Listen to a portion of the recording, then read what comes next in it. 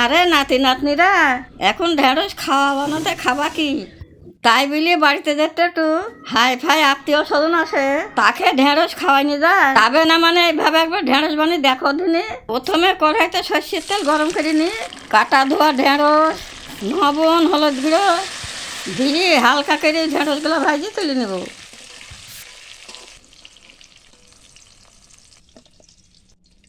এবার ওই তেলে শুকনো লঙ্কা, কালো জিরে ফোড়ন দিয়ে পেঁয়াজ কুচি দিয়ে বাদামি করে ভাজবো।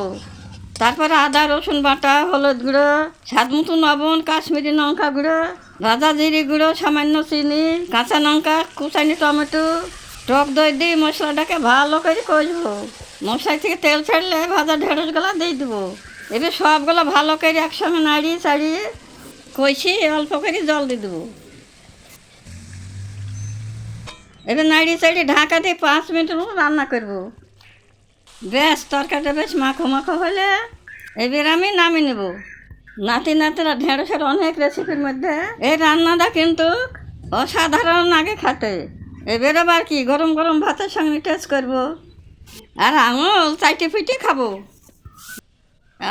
অসাধারণ লাগছে খেতে। সবাই ভালো থাকো, পরের ভিড়তে আসছি, টাটা।